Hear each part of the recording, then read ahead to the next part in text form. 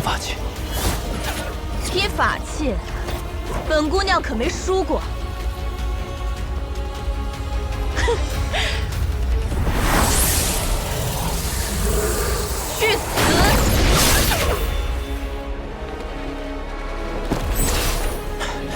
出手的人在哪儿？先收了再说。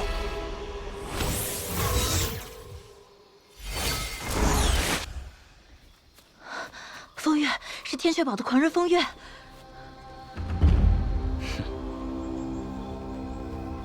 既然知道是我，还不快跑！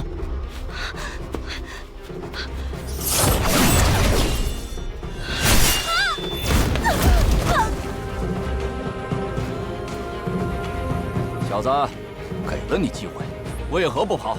背对着敌人只有一死，我要是跑，不就和他一样了吧？哼，难得碰到一个好玩的，那我就好好陪你玩玩。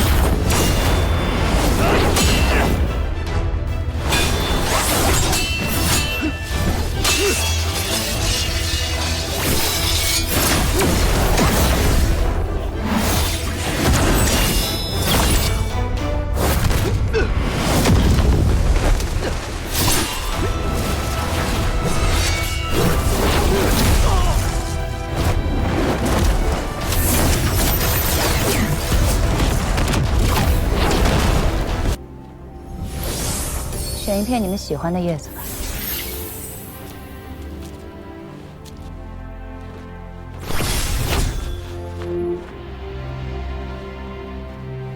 一会儿你们上去试试。黄风谷之大，凭你们的脚力，怕是10天也走不完。不会飞的人，在黄风谷根本无法立足。你们中的大多数人，恐怕只在梦里飞过。胆子小的，怕是连这样的梦都不敢做。这样的人，根本飞不起来。所谓修行，首先要打破内心的限制。鲲鹏能飞，人也可以飞，成天地之正，与6气之变，便可平虚御风。师祖，是只要相信自己可以飞，就真能飞？那我们修行之人，岂不成了痴心妄想之徒？能不能是一码事，行不行又是另一码事。别人行，不代表你也行；别人不行，更不代表你也不行。宠辱不惊，随心而动，这便是修行者所追求的境界。好了，道理都跟你们讲完了。飞过前面那座山，你们便算正式留在黄风谷了。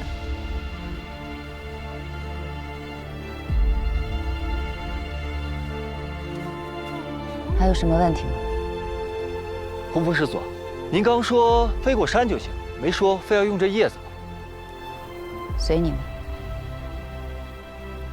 我在山那边等你们。谁还用这破叶子？走，走，姐，走。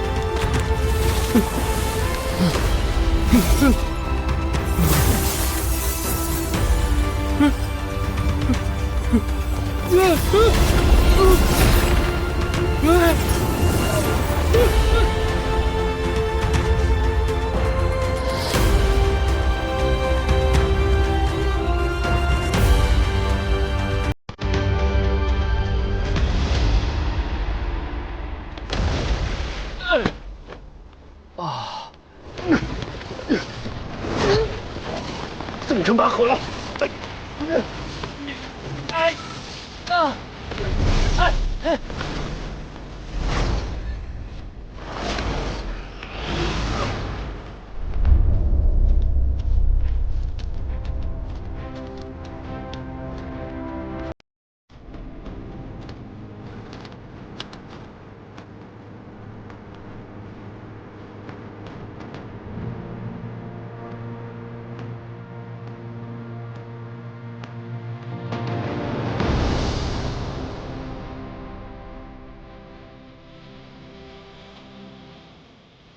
受天地之咒，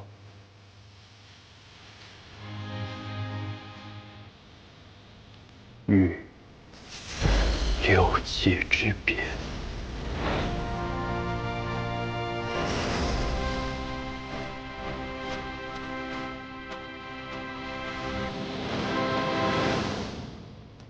我来了。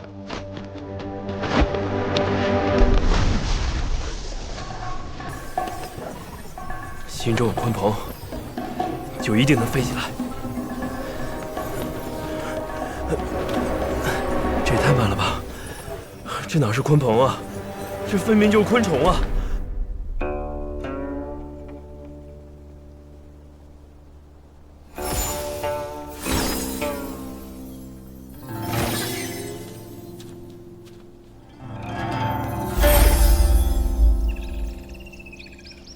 怎么样？你什么时候会这种法术的？哎呀，人间四月芳菲尽，山寺桃花始盛开。小意思。你可千万别让轩儿看见你用这招啊！他要是看见这些花花草草的，更没心思修炼了。哦，对，等一下。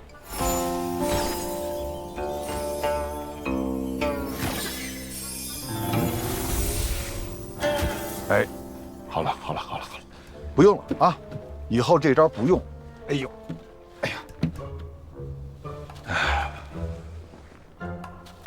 哎，师姐，你说这一届小屁孩的资质怎么这么差呀？是我见过最差的一届了。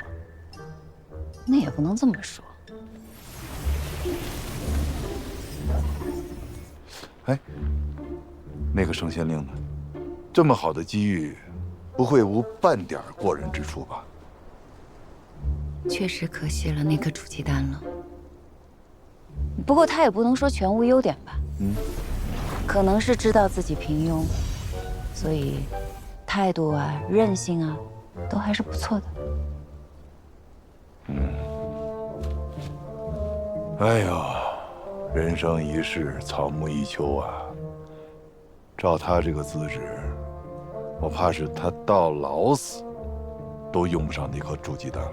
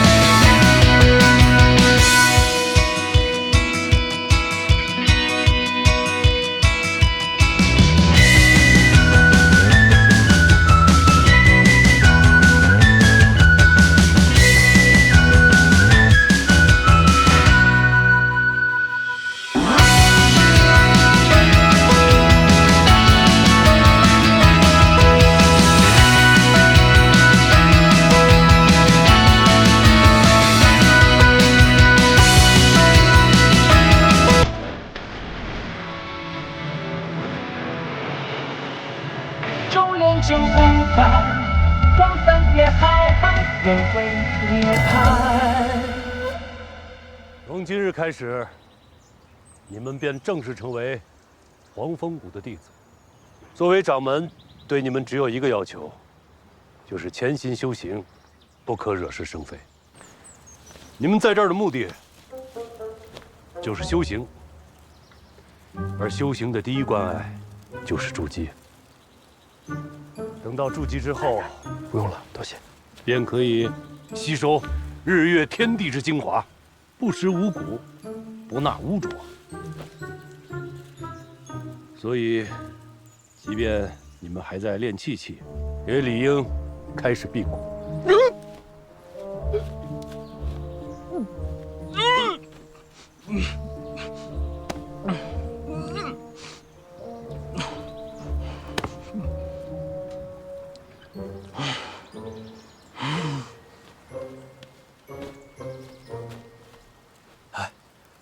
要不你等会儿再吃吧。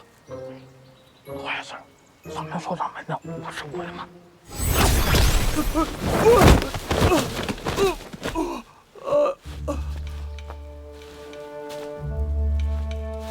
你若舍不得山珍海味，老夫还可以酌情饶你。但你连一块饼都舍不下，还怎么修行？谁说修仙就不能吃饭了？我家人都跟我说了，有个结丹期的师祖就特别爱吃，锅碗瓢盆都随身带着呢。吃口饼怎么了？不总比饿死强吗？好的不行。这个结丹期师祖怎么馋呢？就是，别听他瞎说，胡说八道。真有这么馋的结丹期修士吗？升仙令是祖上定下的规矩，不得更改。你精进修炼，凭你的异灵根，说不定谷内会再赐予你一颗筑基丹的。再次，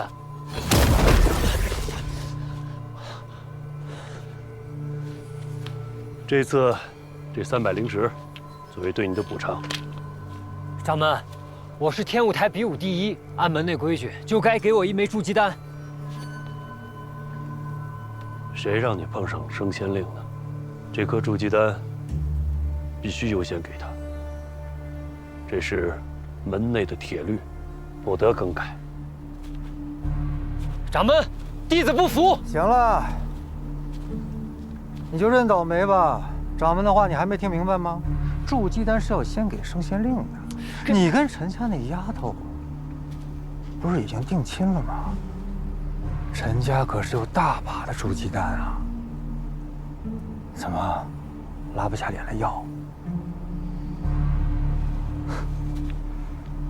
要怪就怪那个升仙令吧。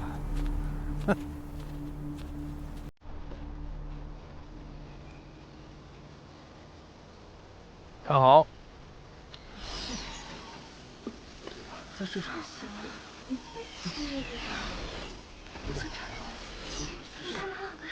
都看明白了吗？大家还想学些什么功法？师叔，从那边第一个开始。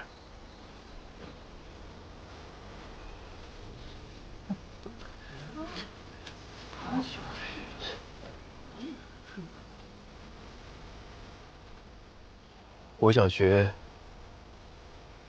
语言技术。这个伪灵根还学什么敛气术？敛什么气啊？敛气术，顾名思义，就是用灵气将自己和外界隔绝。练得好，可以将自己的行为和气息遮住，不被外人发现。大家看一下。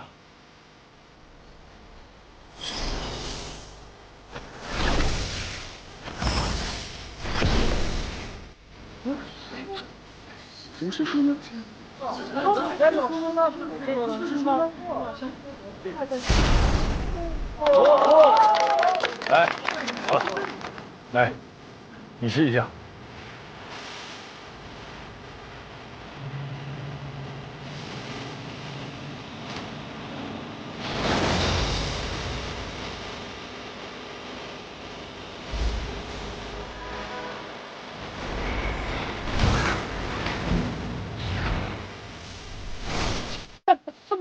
没能得住。连哪儿了？谢谢师叔。今天这堂课，我们学制服。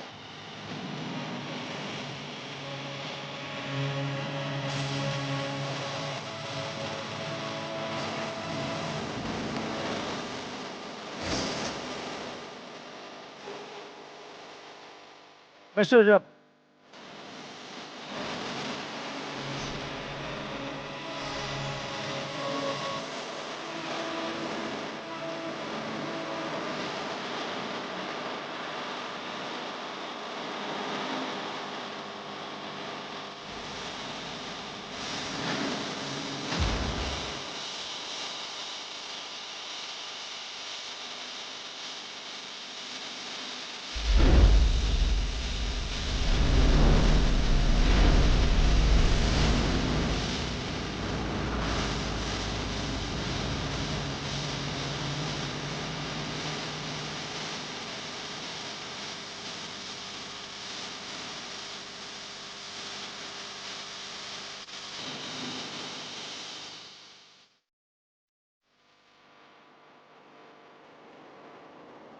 果然朝霞的味道比晚霞要好。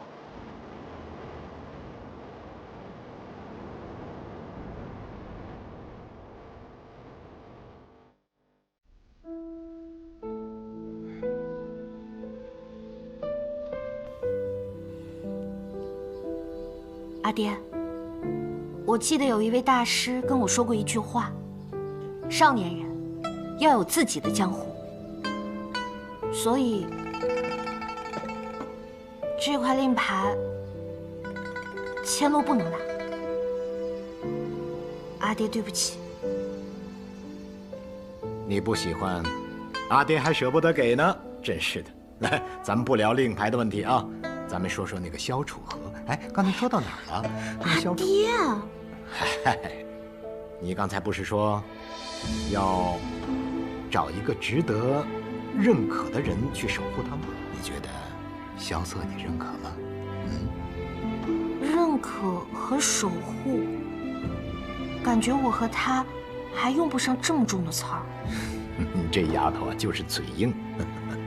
好了，现在就去找萧瑟，把欠人家的恩情给人家补上。阿爹，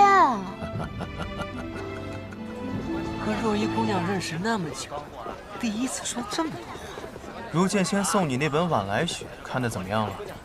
那本书不好看，我看几行字我就困了，没意思，不爱看那本书。那你喜欢看什么样的书？那自然是豪侠闯江湖、英雄战沙场。就比如吧，那白羽剑仙一人一剑闯天启的故事，看多少遍都不会腻啊。白羽剑仙闯天启城的故事。萧瑟，怎么每次提到天启城，你神色都怪怪的？我没记错的话，你家乡是在天启吧？我没有家乡，你记错了。哪有人没有家乡的？难道你是从石头缝里蹦出来的？那你觉得什么是家乡？那还用说吗？家乡自然是，不管你走了多远，走了多久，无论如何都注定要回去的地方。注定要回去的地方。你说的对，我的家乡就是天启城，那是一个我终究要回去的地方。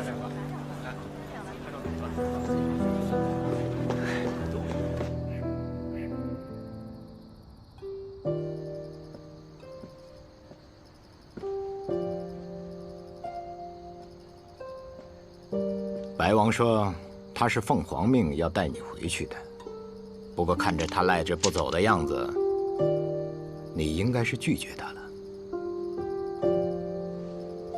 那三城主觉得我是不是应该拒绝呢？我不知道他提了什么条件，不过看他的样子，从他的口谕中，应该有着让很多人都惊讶的条件。对，但也有让我不得不拒绝的理由。三城主是不是觉得我应该跟着一块儿回去？我理解你心中的坚持，不过我觉得，如果此时你回到天启的话，会使很多问题都变得很简单，于你父皇，与过去的那件事情，都有很多好处。没错，父皇已经做了很大的妥协，以他的性子，能让步至此已是极限。听说白王给了你3天时间，怎么？三城主难不成也成为他的说客之一？我司空长风从来不会做任何人的说客，我只是觉得，如果此时你回到天启，不失为一个不错的决定。我当然知道。好，那我便不打扰了。哦，对了，你觉得我的女儿怎么样？枪法不错，得了城主真传。嗨，谁问你枪法了？我是说，她的容貌。哦，容貌得了娘亲真传。那性格呢？性格嘛，自成一派，不过还挺特别的。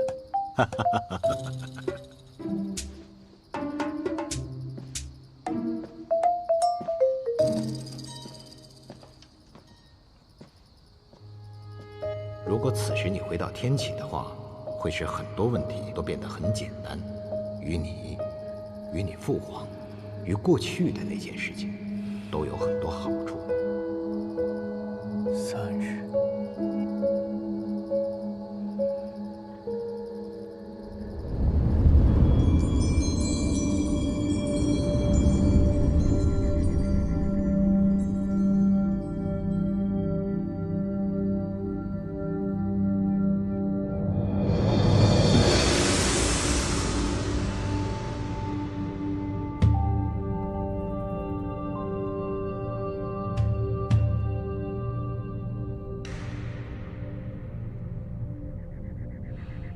无心啊，怎么每次我心烦的时候你都会出现呢？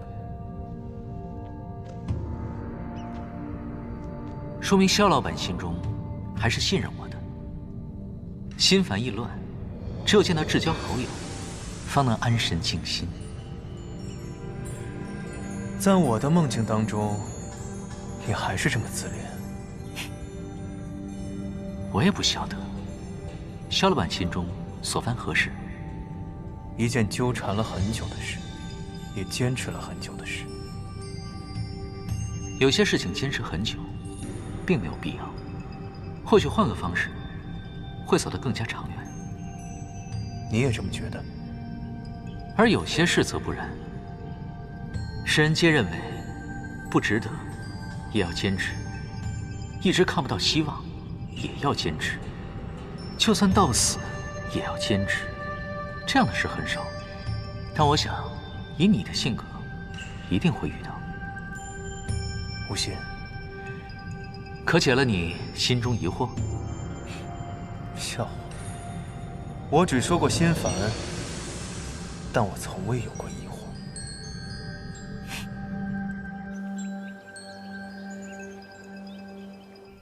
白王殿下来到雪月城有几日了？算上来的那一日，已是第4日了。可如白王听闻般的那般有趣啊？比本王想象的要平凡一些。雪月城其实就是一座很平凡的城，只是江湖上有很多人赋予它太多额外的意义。不过，也正是因为它的平凡，所以才显得很特殊。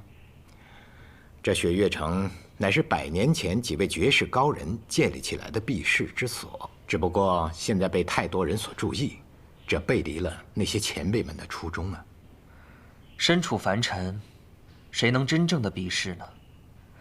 当年城主还是朱雀使的时候，可是一枪扫荡了半个天启。唉，那都是从前的事情了。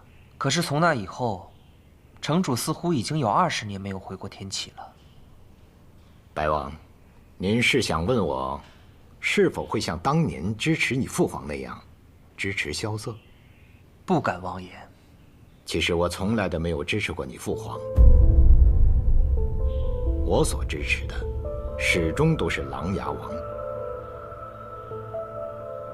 怎么，这话听起来是不是有些大逆不道？是，但我就是说了，你向你父皇告状去吧，他也不敢说什么，因为这就是事实。就好像你刚才问我的问题，我也可以回答你，是。只是本王没有想到，城主的回答如此果决。我雪月城做事向来果决，但我所说的支持，并不是支持他去抢夺什么，而是支持他所有的决定。就好像他现在在雪月城做一个账房先生，哪怕就是做上一辈子，我也是支持的。毕竟这萧瑟算起账来，真的是一绝呀。本王明白了。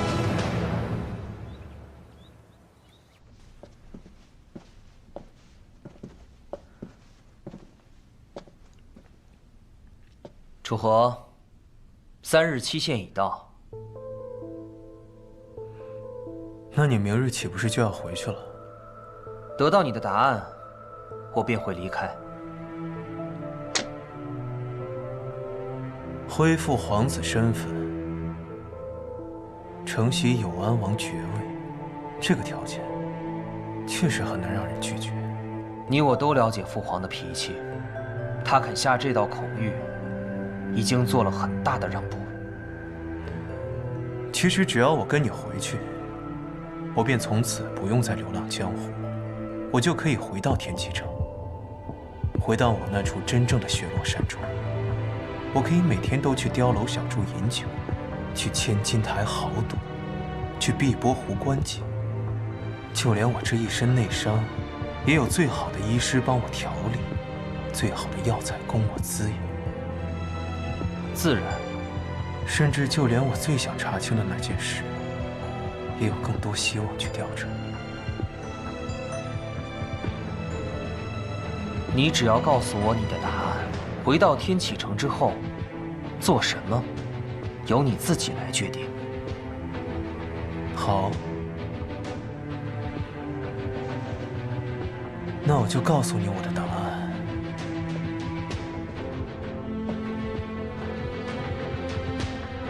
我萧瑟拒绝这道口谕。为什么？你刚才已经说了那么多值得回去的理由，却仍旧拒绝了。因为我一旦跟你回去，便等同于认同了我过往所做皆是罪错。既然我过往所做都是罪错，那便相当于这世上唯一能为琅琊王叔平反之人也认错了。你知道这意味着什么？琅琊王谋逆一案，御史台早已结案，琅琊王也已伏诛。这意味着琅琊王叔一生清白，留在这世上最后的一丝希望也将荡然无存。他将背上叛国谋权的大罪，被钉在我北离朝的耻辱柱上，生生世世遭人唾骂。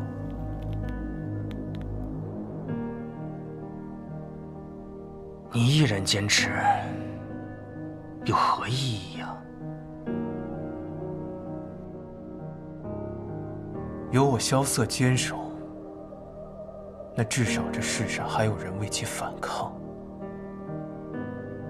这样，琅琊王叔当年不惧生死，拼杀于战场，救黎明苍生于水火的壮举，就还有意义。没错，就我一人，那又如何？除非我死，我这辈子都不认错。抗旨不遵乃是死罪。那你敢杀我吗？你若是敢，现在就动手；你若是不敢，就回去找你的父皇。请你到取我首级的圣旨来。殿下，带他走。是。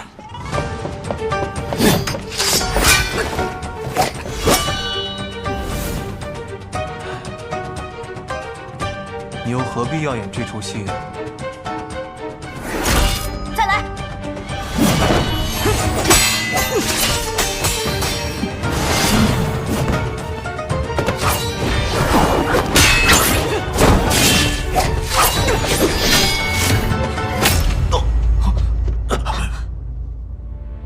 萧瑟，走。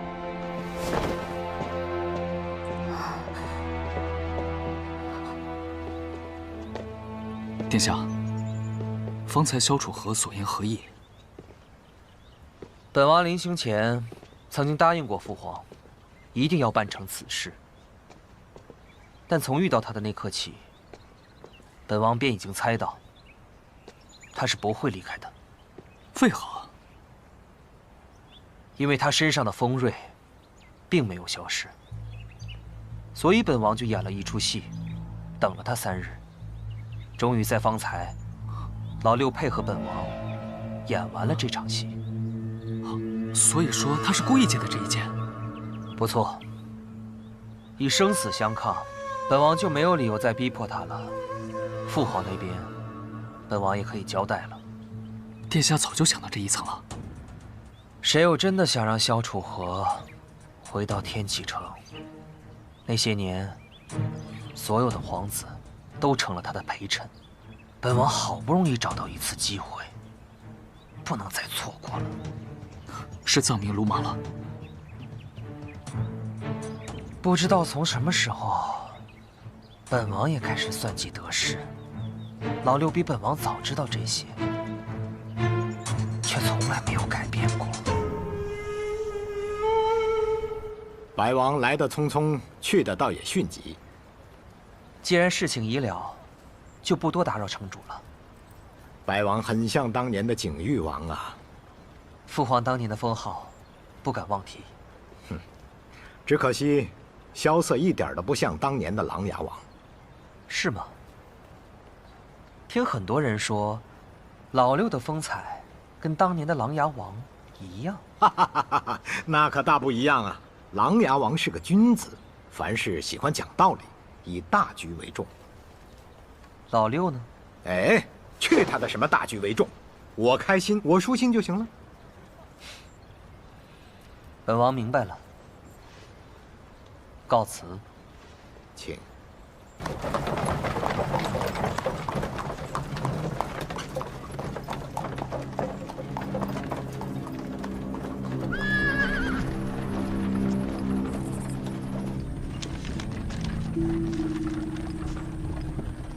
殿下，少汉那边的消息已经到了。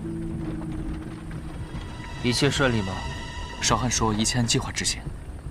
好，那么此行，我们就先去一趟无双城。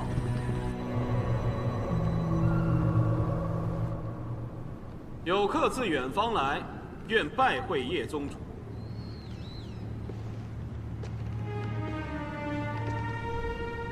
多远之方，客为何来？千里之外，天启皇城，为见宗主而来。只是见我，那你已经见到了，可以走了。不，没有见到。哦。佛曰：有心无相，相由心生；有相无心，相由心灭。我只见宗主相，未见宗主之心。不算相见。你想见我的心？你可知我原来的名字？无心。进来吧。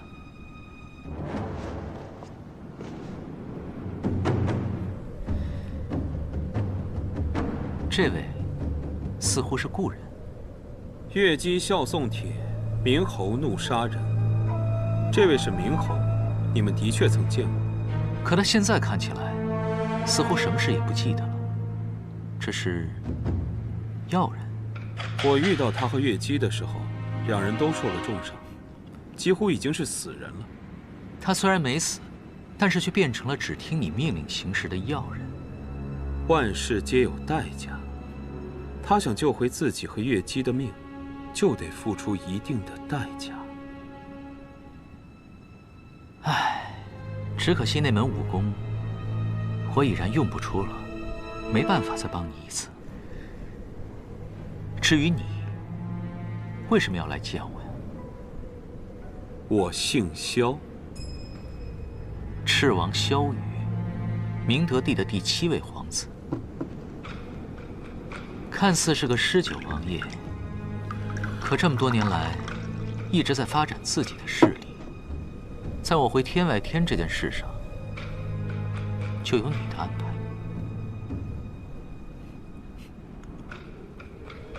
之所以会这么做，是因为天外天内乱不断，所以你想把我送回这里，以我为傀儡，在背后操控。最后天外天，甚至于整个域外，都会成为你的势力。对，你说的没错，但我没有想到，你的能力远远超出我的想象，短短几个月，就已经掌控了天外天，所以我才不远千里而来，希望与你结盟。可我为什么要与你结盟？我姓萧，但我的母亲姓易。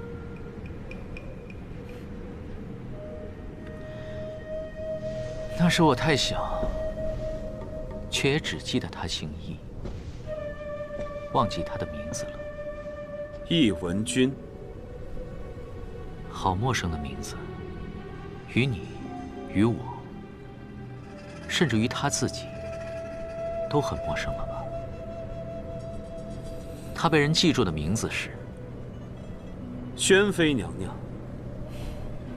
所以，你是我同母异父的弟弟。叶鼎之当年拐跑母妃，我已经出生了。我是你哥哥，比你还大上2岁。唉，那我吃亏了。哼，所以呢？什么？我们虽是兄弟，但却同母异父。我们的父亲还是死敌。说到底，当年我父亲率领魔教东征，众人皆认为是他称霸天下的野心。可点燃他野心的，分明是抢走我母亲的明德鼎。你的父皇害死了我阿爹，抢走了我的母亲，我不提刀砍了你就不错了，还好意思让我帮你夺帝位？如今父皇年迈，隐已有立储之意。我们家族本来在天启依托影宗，可琅琊王还在世的时候就废掉了影宗。现在我们家族在天启城毫无势力，母妃又因为那件往事而受尽白眼。江湖之上，无双城和雪月城的势力也被其他皇子所占据着。别把自己说得这么弱。母亲当年有一个师兄，爱她爱得要死，叫洛清扬。后来他成为了5大剑仙当中最厉害的那一位。木良城城主孤剑仙，现在是你的义父。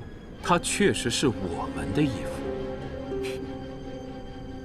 怎么又成我们了？你这个哥哥，话里话外都狡猾得很呢。我就想让母妃过得好一点。这么多年来，叶鼎之那件事情之后，所有人都仇视母妃，也看不起我。但我偏要站到最高处，让这些人后悔。用亲情感动我，这并不是一个好的选择。毕竟我和他之间的亲情，并没有什么美好的回忆。但是，争夺天下什么的，似乎也挺有趣的。我不能当皇帝，但能帮一个人当上皇帝，听上去也不错。真的？真的。如果我不去的话，你会死吧？我的亲人不多了，我希望你们2个人能好好的活着。好，我现在就有一件急事，需要你帮我。我才刚答应帮你，你就给我安排任务，是不是也太心急了？的确很急，因为白王萧宠已经动手了，他们正在追踪一个人，那个人很重要，绝对不能让萧宠得手。我需要你帮我抢到他，或者杀了他。那个人，莫非也姓萧？是。萧瑟。我不管他现在叫什么，反正没错，就是你心里想的那个人。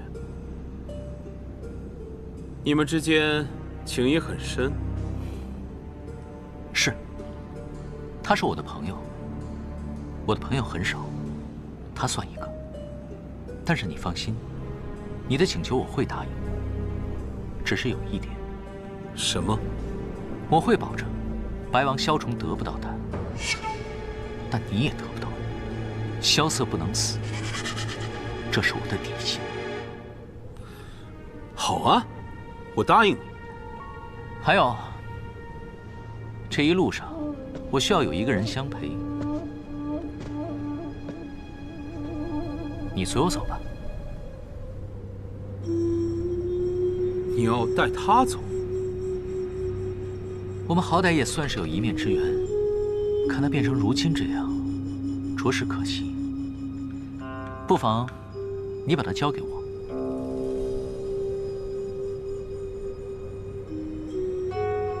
那你带他走吧。事成之后，我会去天启城找你。记住，萧瑟不能死，这是我的底线。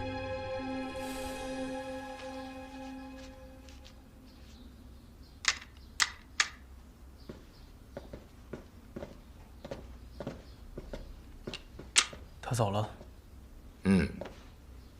一刻都没有停留，或许是有别的事情赶着去做了。走了就好。你派司空姑娘来，是料到他有这么一出。有些事情的解决必定是要流些血的，我不宜出现，所以便让千洛去代劳了。萧瑟，我听千洛说你受伤了。小伤而已，不用大惊小怪。哎，唐莲啊，唐老太爷说他突然想到一个法子，或许能够治疗叶姑娘的病。我看这几天你抽空带叶姑娘去一趟唐门。是。哎，大师兄也要走啊？难道你也要走？哎，这雷家堡英雄宴就要开始了，而且呢，按照我跟我姐的约定，她必须要跟我去见一次我师傅。我倒是忘了，今年的英雄宴在雷门。那大师兄可要去凑凑热闹。此次回唐门，我若是无事，应当会随老太爷一同前往。那感情好啊！哎，我跟你们说，这英雄宴啊，据说还有比武夺魁。你要去参加？我定当夺得头筹啊！你大师兄曾经是三魁者，可别丢了你大师兄的颜面。哇，那萧瑟呢？萧瑟你要去吗？反正打擂台这事儿，你可比我熟啊。滚！他可去不了，雪月城的账本都快堆积如山了。我去。你要去？我倒想看看啊，这傻子怎么出丑。那不可能！我告诉你，我定当打遍天下无敌手。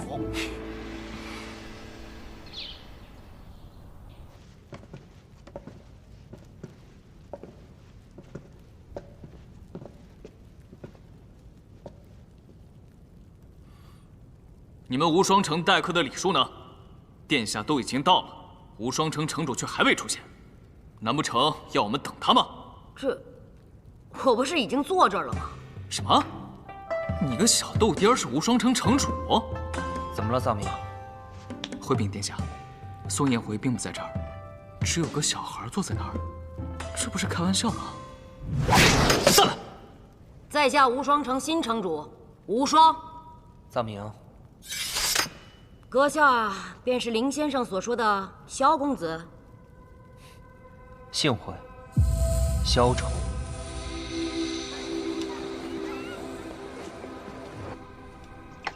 好你个萧瑟，难怪找不到你，原来躲在这上面偷懒啊！我刚算完账，就出来喝口酒，你就来了。银月枪练得怎么样了？我练到第4重了，怎么，比试比试？算了吧，明天再说。我可告诉你啊，别把我惹急了。把我惹急了，我抽出无极棍把你打地上。这话我听得耳朵都起茧了，有本事打呀！幼稚，财迷。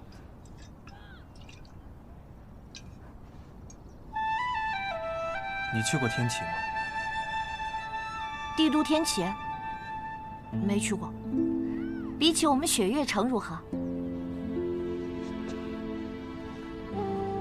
没有雪月城漂亮，但是很大，大概有7、8个雪月城这么大。五湖四海的人齐聚，每天都很有趣。每年年中和年尾都会有一次大集市，集市上会有各种稀奇古怪的玩意儿。我曾经见过一块水晶，纯天然的，大概有一个酒缸这么大。还有一个地方叫做千金台，我曾经在那儿赢下过一座城池。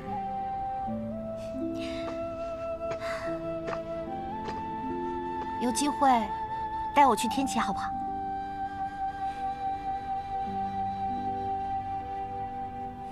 好。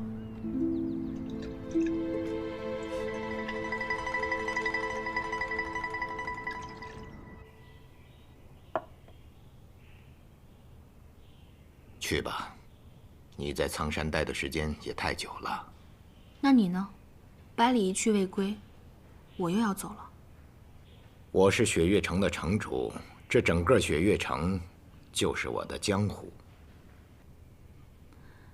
你那徒弟现在怎么样了？已经有了好转，但还是经不起半点折腾。他偏偏要跟你们一起去雷家堡。他去雷家堡做什么？他说他要亲眼看见雷无杰夺魁。哼，荒唐的理由。更荒唐的是，我居然答应他。为什么会提出要去雷家堡呢？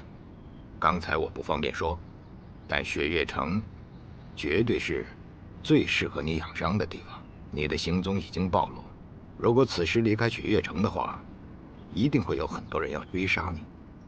不是有雪月剑仙陪同吗？有他在，谁能杀得了我？理由呢？我想看雷无杰夺魁。这算什么理由？他好像已经继承了青龙令牌，但却不知道我是谁。我很好奇，这一路走下去，雷无杰会成长到什么地步？只是如此。况且那傻小子要闯荡江湖，没有我的话，万一半路死了呢？我还是放心不下。可我也知道我是劝不住你的。其实那天你劝我回天启，可事后一想，却发现这并不是你会说的话。那天我说的那句话，是故意想试探你。谢玄说，有些人是永远都不会改变的，于是我便跟他打了一个赌。结果如何？我输了，不过我输得很高兴。那就好。罢了。谢轩此行也会去雷家堡，俺们还可以再见上一面，顺便聊一聊流转之术的奥秘。这可能勉强算是我同意他去的一个原因吧。有我同行，放心。韩一，你很久没有出雪月城了，你就不想去一些自己想去的地方？不去。哎，别回答的那么决绝啊！你要是同意的话，我就把百里大师兄给请回来，我们替你做主，就上那望城山。不必了，我自己的事情，自己心里有数。你看你，哎，罢了罢了。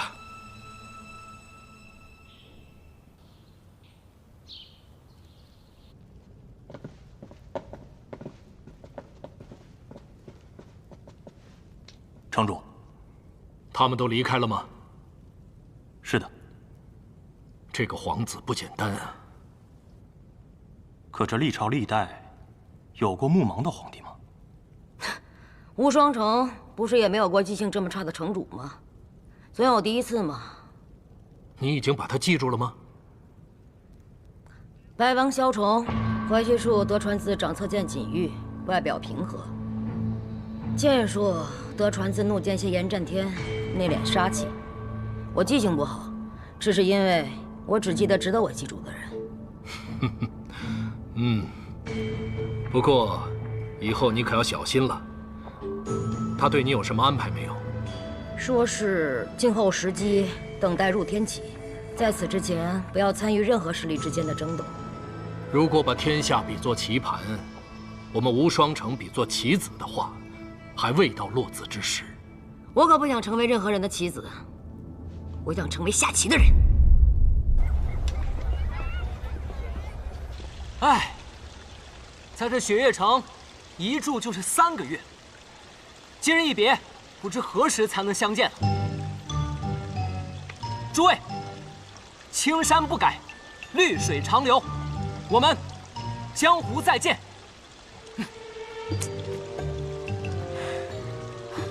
我说你要告别，也对着雪月城门口，你对着登天阁干什么？这不叫有始有终吗？哎，你说我们都要走了，怎么也不见大师兄来送我们啊？说谁坏话呢？哎，大师兄，如意姑娘也在啊。知道你今日要走，特地过来送你一程。哦，小瑟，你真的要去吗？嗨，他呀，他在城中打算盘，打的是心烦意乱。我带他去英雄院看看，透透气，看完就回来了。正好，我今日也要带叶姑娘回一趟唐门。若意姑娘，若是唐门治不好你的话，你可以去我们雷门。我师父，人家唐门大师兄在这儿，你说这话不好。我不是那个意思，无妨。哎，对了，二师尊呢？他不是也要去吗？阿姐说她能日行千里，让我们先行一步，之后她自然会追过来的。好。那，大师兄，我们先去雷家堡，你们可一定要来啊！放心吧，我还要看你夺魁呢。行，走了。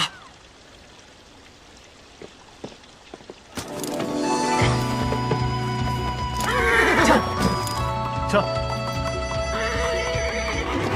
叶姑娘，你觉得我这个师弟怎么样？恰，李然少年气。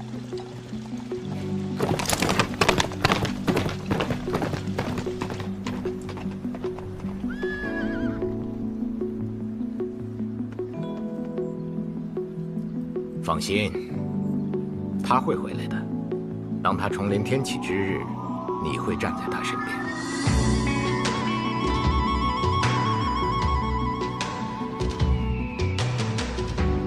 小子，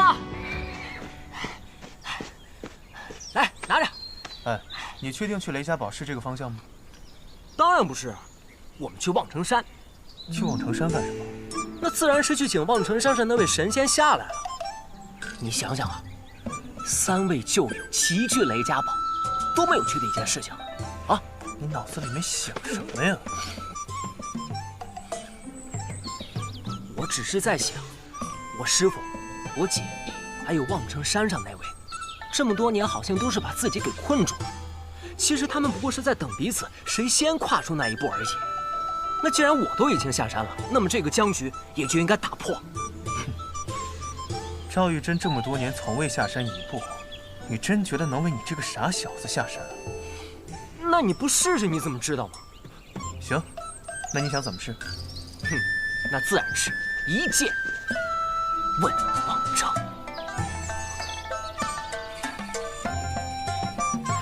随便你吧。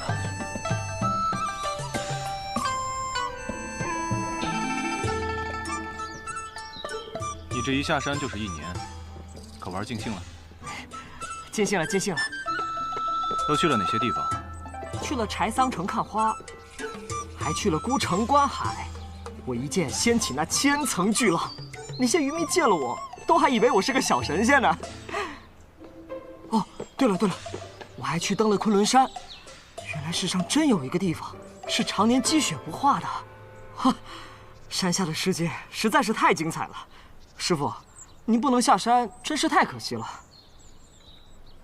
是不是还少说了一个地方？啊？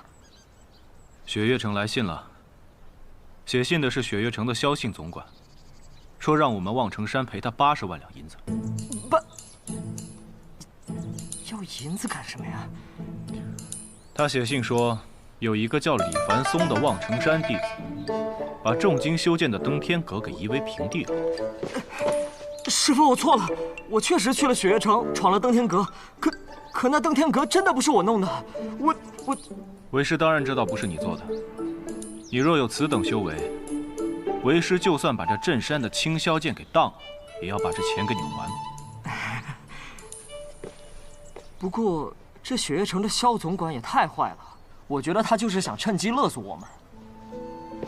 见到雪月剑仙了？啊，见到了。然后呢？问了剑仙一件。剑名？月溪花尘。月溪花尘。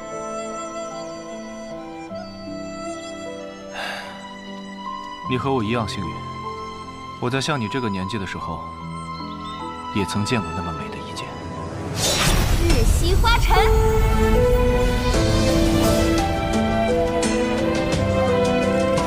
好美。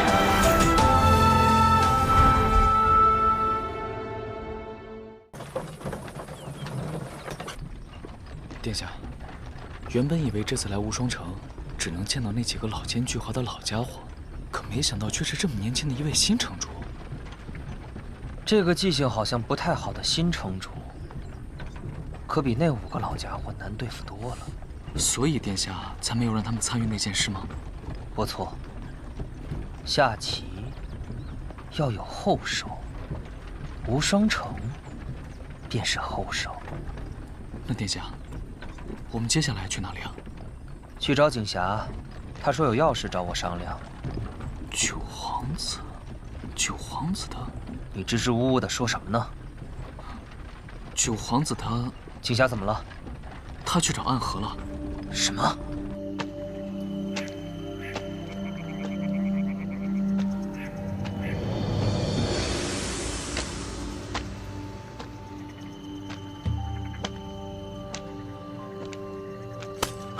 谁？大家长让我来接你。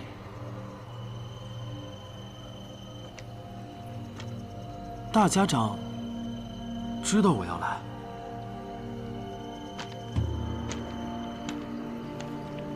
我听人说，这世上有一条河是看不到的，只有在最深的深夜，顺着月光才能依稀看到它。沿着这条河往上走，就能找到杀手榜上排名第1的暗河。没想到果然如此。暗河分3姓：兵器术苏家，内功拳术谢家，医术秘法穆家。3姓各自统领门内高手，以大家长为尊。你是苏家家主吧？苏沐月。没错，就是苏沐月。我还听说，你的名字跟你的这把伞有关。你这把伞下有18柄长剑，杀气暴涨时会有18柄利刃喷洒而出，宛若沐浴。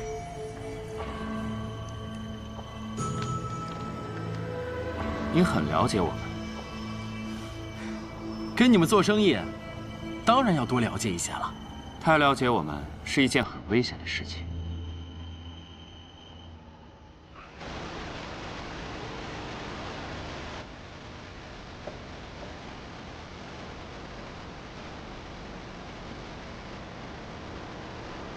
大家长，原已带到。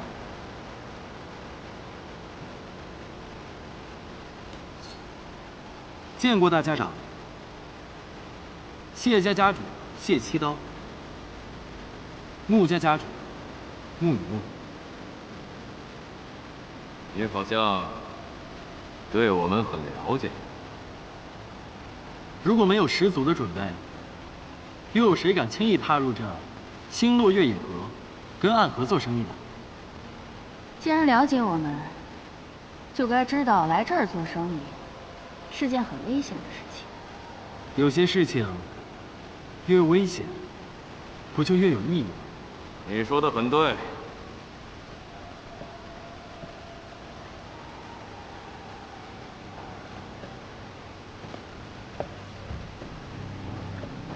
那么，你给我们带来了怎样有意义的事情？我要那只能在暗处的河流流入天启。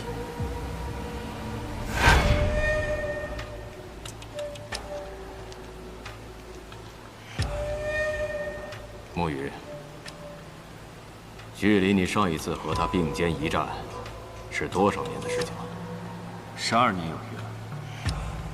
如今再入江湖，你和他便是敌人了。你的心里是不愿意的吧？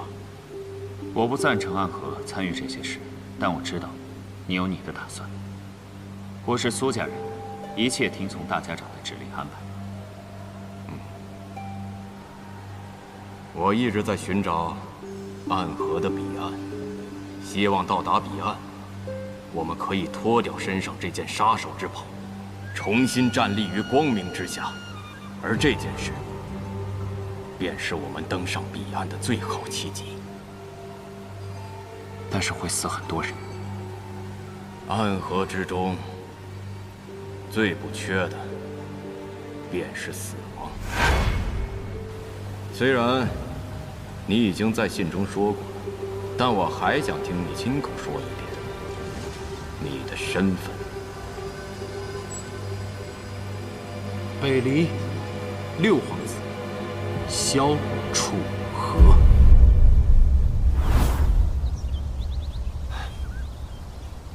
江南霹雳堂，雷家雷无节，前来拜山。听不清你们在说什么。这就是问剑望城山，大点声行不行？我们第一次来做客，是不是应该客气点儿？谁请你来做客？你是雪月城弟子，剑仙的弟弟，拿出点气势。没错，我是雪月城的弟子，剑仙的弟弟。什么世面没见过呀？你们要干什么？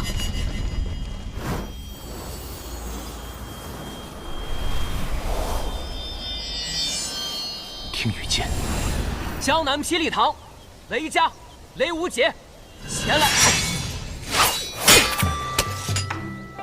哎，怎么是你？我不过效仿一下李兄问剑望城山，你这是要杀我呀？什么人？师叔祖。你就是赵玉珍啊？听雨。怎么会这样？我方才感受到听雨的剑意，还以为是他来了。你是谁？不知道我是谁，我就打得你知道我是谁。疯了！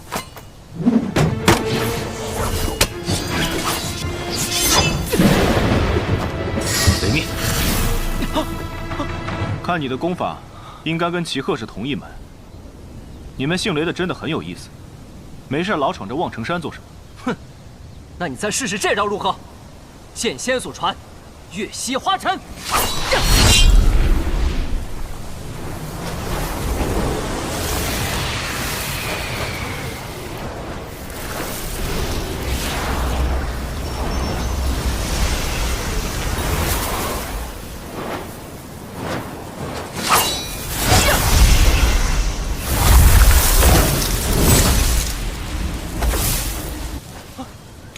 赵玉珍有真气护体，就算你出100招也伤不到的。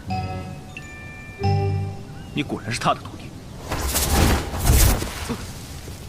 是他让你来找我的吗？他怎么样？我就是想替我姐姐出口气。你是他弟弟？你这么多问题，为什么不自己去问他呢？他说，他第3次上山的时候，要我随他下山，可是我等了他很多年，他却一直都没有来。他来过了。他来过了？不可能，这望城山的一草一木我都了如指掌。更何况是他来了。那一年你闭关练功，后雷云鹤前来挑战。